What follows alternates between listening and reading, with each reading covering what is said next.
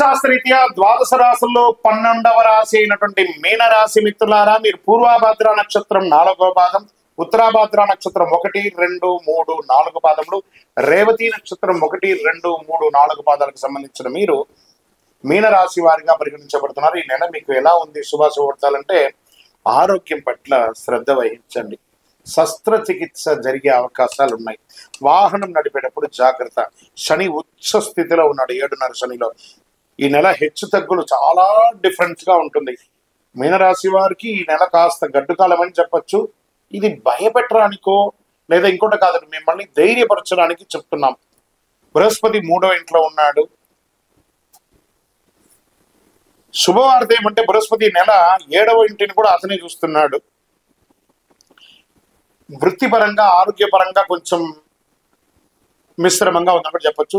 సూర్యుడు 12వ ఇంట్లో ఉన్నాడు. బుధుడు సూర్యునితో పాటు కుంభరాశిలో ప్రవేశిస్తున్నాడు. కుజుడు ఈ నెల మొత్తం 4వ ఇంట్లో, శుక్రుడు రాహుతో కూర్చున్నాడు. చక్కగా శనిగ్రహం ఈ యొక్క 12వ ఇంట్లో కూర్చున్నాడు. సమాజంలో గౌరవం పెరుగుతుంది.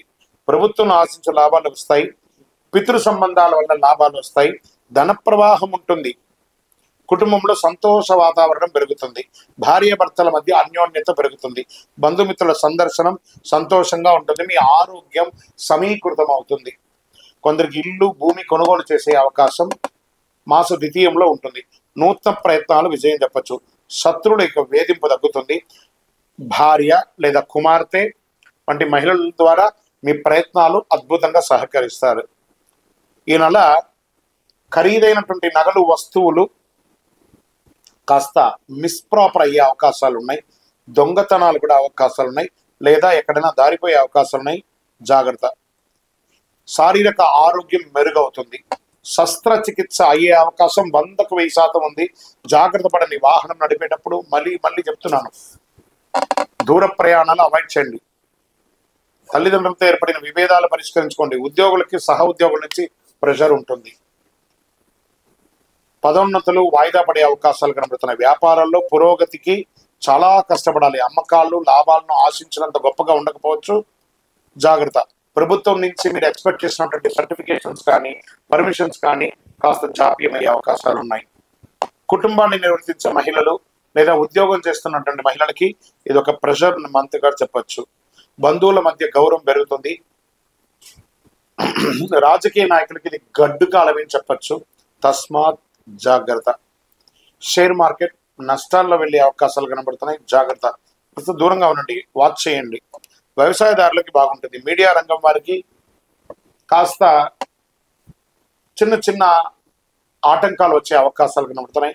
ఆహారం తీసుకునేటప్పుడు జాగ్రత్తగా తినండి. అనుకూలమైనటువంటి దినాలు 2, 5, 8, 12. చంద్రాష్టమం 17/2/2025 నుండి 6:02 సాయంత్రం నుండి 22/2/2025 6:49 ఉదయం వరకు తెల్లవారుజామున వరకు చంద్రాష్టమం ఉంటుంది. ఈ 2.5 రోజులే కాదండి.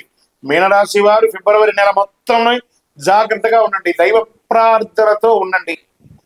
ఈ నెలంతా మీరు ప్రతి దానిలోనూ జాగ్రత్తగా ఉండాలి.